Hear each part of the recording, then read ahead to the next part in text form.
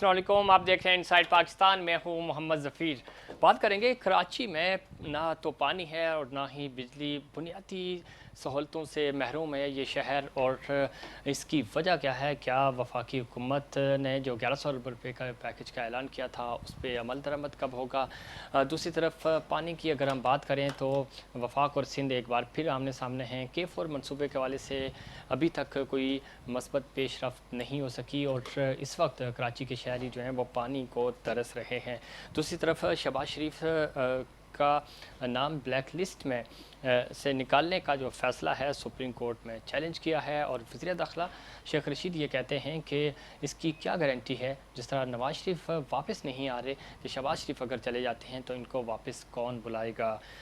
PDM का क्या सियासी मुस्तकबिल होगा? मौलाना फजल रहमान मुतहर्रिक नज़र आ रहे हैं और वो अगले हफ्ते एक सरबराही इजलास बुलाने जा रहे हैं PDM का। अब देखना यह है कि क्या ये PDM पहले जैसा प्रेशर हुकूमत पर बिल्ड कर सकेगी या नहीं। दूसरी तरफ हुकूमत के दावे हैं कि इस वक्त इकॉनमी बहुत अच्छी जा रही है। वज़ीर आज़म ने आज अपने पार्टी तर्जमानों के साथ मुलाकात की और उन्होंने ये कहा कि अपने TV प्रोग्राम्स में और जितने भी फोरम्स हैं उस पर हुकूमत की अच्छाइयाँ बयान करें, तारीफ़ें करें और बेहतरीन अंदाज में तर्जमानी करें। लेकिन शर्त यह है कि क्या हुकूमत वाकई में सही मानों में इकॉनमी के लिहाज से कुछ बेहतर इक़दाम हो रहे हैं, मुस्बत इशारे आ रहे हैं या नहीं, ये भी हम प्रोग्राम में डिस्कस करेंगे। दूसरी तरफ फ़लस्तीन के हवाले से मुत्तफ़िका तौर पर करारदाद पेश की गई है और अब इस पर बहस होगी।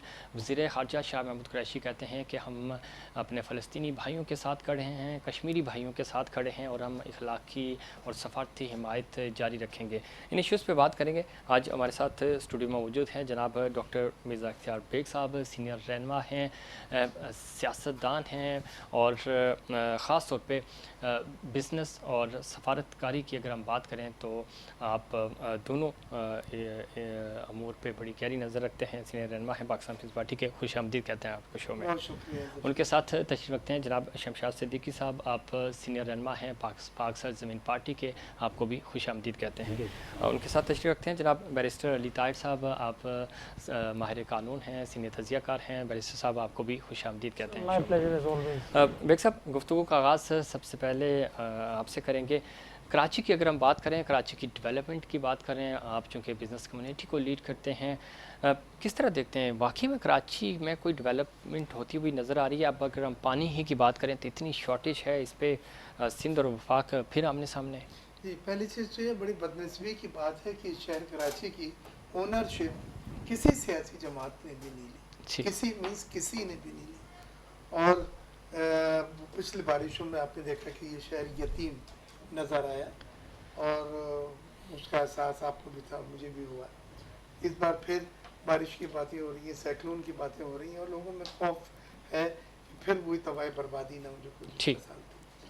पानी सबसे बड़ा मसला है हमारा और पानी के लिए हम अपने ही पानी टैंकरों से ख़रीदते हैं जो हाइड्रेंट के ज़रिए सप्लाई होता है, लेकिन पे करना पड़ता है उसके लिए।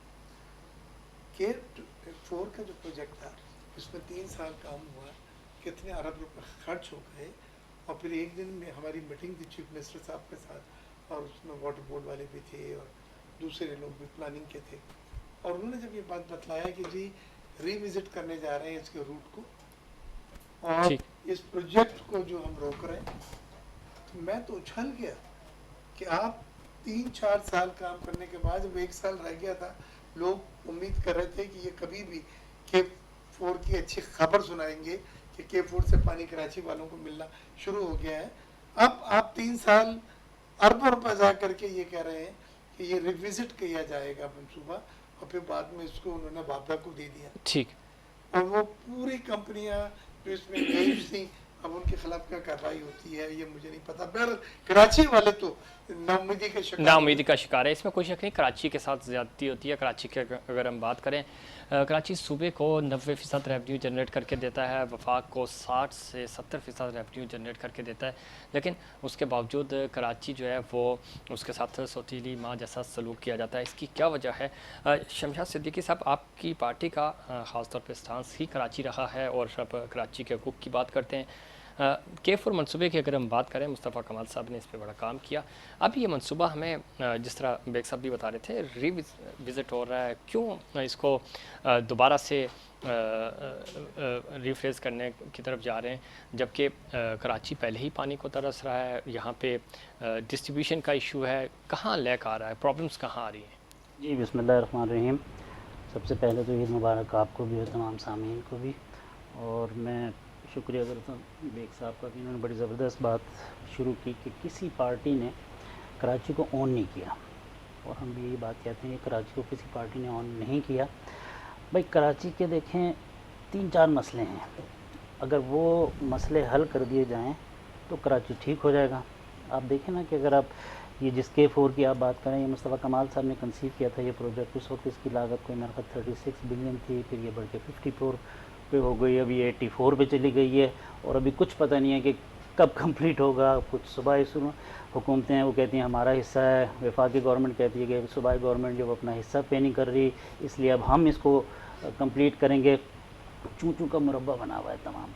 हालांकि देखें कराची वो शहर है कि जो पूरे पाकिस्तान को फीड करता है। कहते हैं कि पूरे पाकिस्तान में अगर कोई 68 या 70% रेवेन्यू जो है वो कराची से जाता है। अगर हम सिंध की बात करें तो सिंध के अंदर जो रेवेन्यू है टोटल सिर्फ कराची से जाता है, 90% से भी ज़्यादा मेरा ख्याल सिर्फ कराची से जाता है। लेकिन ये तो पता है कि कराची से रेवेन्यू जाता है लेकिन आता कुछ नहीं है वापस। यानी इसको दूध देने वाली गायें समझ लिया, इसका दूध पीने के लिए सब तैयार हैं, चारा खिलाने के लिए इसको जो है ना वो कोई तैयार नहीं होता। ज़रूरत इस अमर की है कि देखें कराची का इंतज़ाम कराची वालों के हवाले कर देंगे तो फिर ये बेहतर अंदाज में तो 30-35 साल कराची वालों के पास ही था। देखें कराची वालों के पास टोटली आप कह नहीं सकते, हमेशा यहाँ अगर कुछ अर्ज़ अगर 30 साल की बात करें तो पीपल्स पार्टी और MQM ने मिल के इस शहर को चलाने की कोशिश की, लेकिन वो मुस्तफ़ा भाई जो एक बात कहते हैं ना कि चौकीदारों ने मिल के ही इस शहर को जो है ना वो लूट लिया। जब तक कराची के सही नुमाइंदे के कुछ अरसे के लिए आपने देखा 4 साल के लिए मुस्तफ़ा कमाल यहाँ के मेयर बने, और उनके मुखालफिन भी, और मेरे ख्याल बेग साहब भी इस बात को ज़रूर एडमिट करेंगे कि उस ज़माने में कराची में काम हुआ, लेकिन उसके बाद फिर आप देखें बल्दियाती निज़ाम उलट के रख दिया। अब देख लें कितने, मेरा ख्याल 1 साल से ज़्यादा हो गया बल्दियाती निज़ाम को चलने ही नहीं देते। ये इमरान खान की हुकूमत है, अगर आप आने से पहले इनकी तकरीर सुनते हैं तो ये हमेशा मिसालें देते हैं लंदन के अंदर कितना ज़्यादा बल्दियाती निज़ाम है, न्यूयॉर्क में कितना बल्दिया, और मैं ऐसा बल्दियाती निज़ाम लगाऊँ कि मुल्क क्या पूरा पाकिस्तान जो है वो बदल के रख दूंगा। इन्होंने इलेक्शन ही नहीं कराया, इन्होंने पंजाब के अंदर जो मुंतखब लोग थे उनको घर भेज दिया। KP के जहाँ इनकी गालिबन अब 7 साल से हुकूमत है और वहाँ भी कोई बल्दियाती निज़ाम नहीं है। तो कराची शहर जब तक नहीं चले, जब तक एक मरबूत बल्दियाती निज़ाम यहाँ नहीं आएगा ना नहीं चल सकता। क़ारी साहब आपको क्या लगता है कहाँ गलतियाँ हो रही हैं? कराची के साथ ज़्यादती तो हो रही है, ये तो सबको पता है, कहाँ गलतियाँ कोताहियाँ हो रही हैं? क्यों आज भी हम बैठ के कराची दुनिया का 7वां बड़ा शहर है, बेग साहब इंटरनेशनल विज़िट भी करते हैं, आप भी करते हैं, शमशाद साहब भी जाते हैं, लेकिन हम मेगा प्रोजेक्ट्स पे बात करते हैं, कराची की तारीफ़ के लिए कोई बड़े बड़े हम प्रोजेक्ट्स पे डिस्कस करते हैं, हम बुनियादी चीज़ों पे डिस्कस कर रहे हैं, पानी, बिजली, सड़कें। सर बिल्कुल ऐसे ही है, और अब तो थोड़ा सा निदामत भी होती है कि दुनिया कहाँ से कहाँ पहुँच गई है और हम पाकिस्तान में बैठ के किस चीज़ों पे बात कर रहे हैं। पानी का मसला हम बार बार कहते हैं, वो सहरा है, UAE पूरा सहरा है, उन्होंने वहाँ पे डीसोलिनेटाइजेशन जो है प्लांट लगाया हुआ है अपना, उनका समंदर का पानी वो यूटिलाइज करते हैं अपने घरों के अंदर। हम तो इनोवेशन में बड़े पीछे हैं ना उनसे। और देखें जो कराची के मसाइल हैं वो मैं नहीं समझता कि कोई माइक्रो प्रॉब्लम्स हैं। देखें उसको कवर करने के लिए तो बहुत ज़्यादा टाइम चाहिए, लेकिन अगर जल्दी जल्दी उसके ऊपर चलें तो सर नंबर 1 बात तो ये है कि पॉपुलेशन बूस्ट हुआ, फॉरेनर्स आपके आके बैठ गए, आपके जो नेबरिंग कंट्रीज़ हैं वहाँ से रेफ्यूजीज़ आके आज तक आपके कराची के इलाकों में बैठे हुए हैं, आप उनको क्लीन आउट नहीं करा सकते। फिर लॉ एंड ऑर्डर का मसला रहा, जो यहाँ पे एक हाकिम जमात रही, और इस बात में कोई शक नहीं है कि मुस्तफ़ा कमाल साहब ने नो डाउट इंफ्रास्ट्रक्चर पे बड़ा काम किया, लेकिन उसी वक्त में हमने देखा कि भत्ता भी डबल हो गया, उसके बाद ये सेक्टर्स और यूनिट्स भी बन गए, लोगों को धमकाना भी शुरू कर दिया, एक्सटॉर्शन भी स्टार्ट हो गई, और वो लॉ एंड ऑर्डर का मसला आज तक आ रहा है। अच्छा फिर सर नंबर 3 बात यह है कि कोई भी मेट्रोपॉलिटन शहर जो होता है दुनिया का, अब किसी की भी मिसाल ले लेना, न्यूयॉर्क की ले लें, लंदन की ले लें, जो एक बड़ा मेट्रोपॉलिटन शहर होता है ना, उसके अंदर कुछ चीज़ें होती हैं जो सिटी लेवल के ऊपर सुपरवाइज होती हैं, कुछ चीज़ें सिटी लेवल के ऊपर देखनी होती हैं। हमारे यहाँ एक एक्सपेरिमेंट लैब बनी रही है यहाँ पे, कभी वो वफाक कहता है कि जी हम चीज़ों को चलाएंगे, कभी प्रोविंशियल गवर्नमेंट आ जाती है, वो चीज़ों को चलाना शुरू कर देती है, ठीक। कभी आप कहते हैं लोकल गवर्नमेंट के जरिए हम चीज़ों को चलाएंगे। तो जब आप ये एक्सपेरिमेंट करना बंद करेंगे तो ही कोई तसलसल आएगा ना। ये ठीक आप है। सिर्फ बल्दियाती इलेक्शंस आप देख लें सही। कि पिछली बार भी सुप्रीम कोर्ट ने, अल्लाह का शुक्र है, आर्टिकल 140A को इन्फोर्स कराते हुए यहाँ पे इलेक्शन कराए थे। कोई नियत नहीं थी पाकिस्तान पीपल्स पार्टी की यहाँ पे इलेक्शन करवाने की।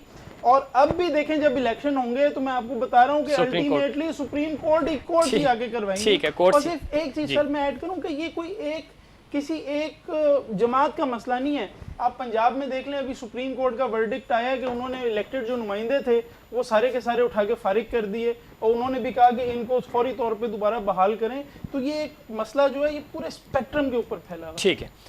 बेग साहब, किस तरह देखते हैं वज़ीर आज़म का ने आज इजलास हुकूमती तर्जुमानों का बुलाया, और वो मुझे शौकत अजीज़ साहब याद आ गए कि उनके दौर में भी ऐसी होता था कि इशारे मस्बत जा रहे हैं, महंगाई जो है वो कहते थे, मिसालें देते थे कि अब तो लोग गाड़ियाँ ख़रीद रहे हैं, बाइकें बहुत ज़्यादा ख़रीद ली लोगों ने, और इससे मिसालें दे दे कि वो कहते थे कि वाकई महंगाई कंट्रोल हो गई है।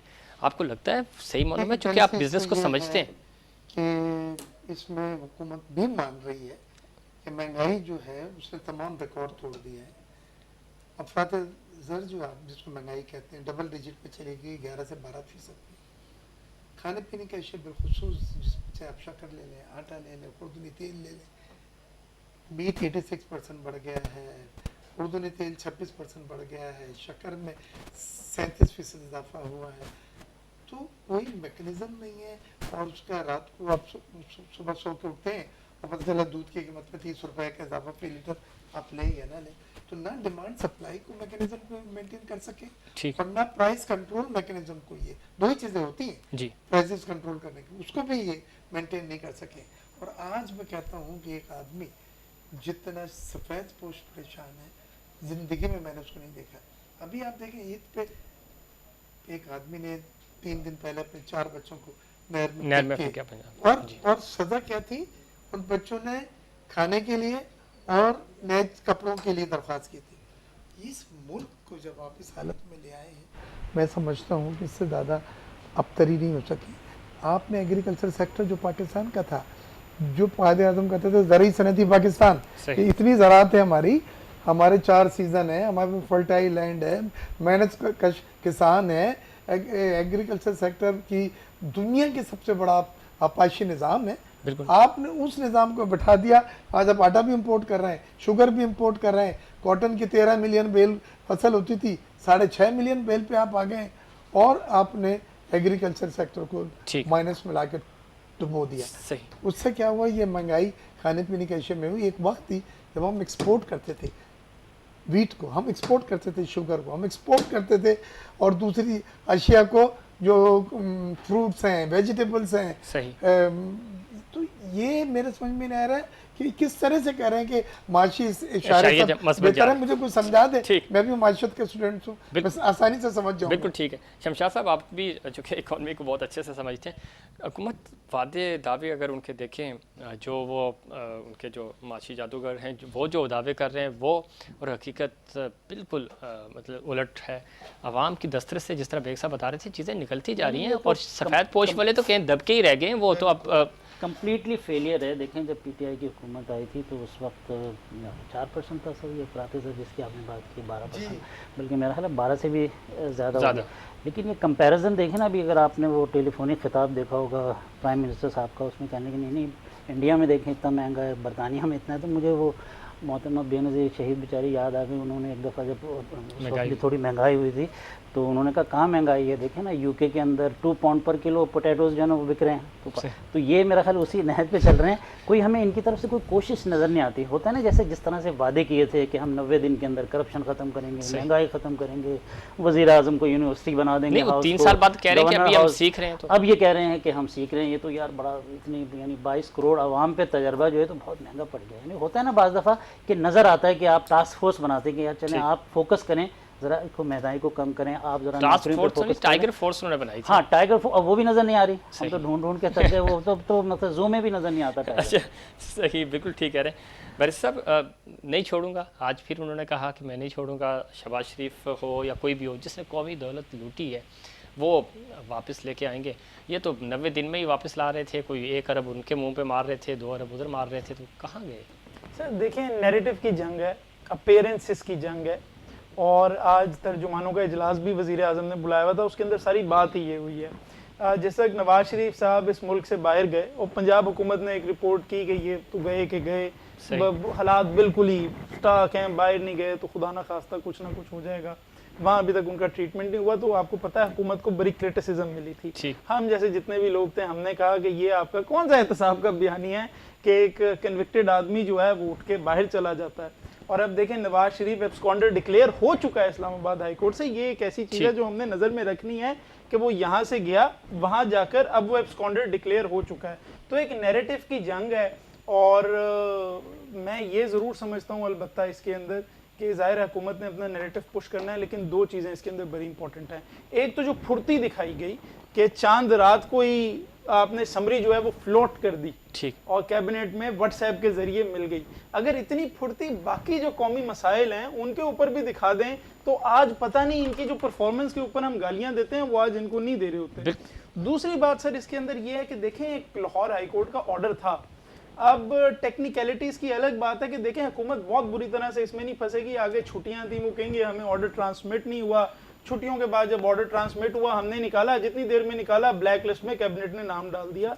लेकिन अल्टीमेटली मैं समझता हूं कि एक हाई कोर्ट का ऑर्डर था, उसको सरकमवेंट किया गया है। सरकमवेंट नहीं करना चाहिए था, और सिर्फ बाहर ना जाने देना नहीं, if he wants to go जाने देना उसे, वो आज भी तो फिर नेशनल असेंबली में आके बैठ गया था, if he wants to go उसको जाने दें। लेकिन मसला ये है कि आपने जो आपकी इन्वेस्टिगेशन है उसको आपने प्रॉपर करना है या नहीं करना, आपने कुछ रिजल्ट्स लेके आने हैं या नहीं करने, या फिर लोगों को 1-1 साल आपने जेल में रखना है, अंडर कस्टडी रखना है, और उसके बाद फिर उनको हाई कोर्ट से बेल मिलती है इसी बात के ऊपर कि ट्रायल तो चल नहीं रहा, ये लोग जेलों के अंदर हैं। तो इससे एहतसाब का नैरेटिव आपका बढ़ नहीं रहा, आपका एहतसाब का नैरेटिव टर्न ओवर हो गया, एहतसाब हो भी नहीं रहा। अभी तक इन्होंने कोई भी ऐसा केस नहीं पाकिस्तान तहरीक इंसाफ ने बनाया।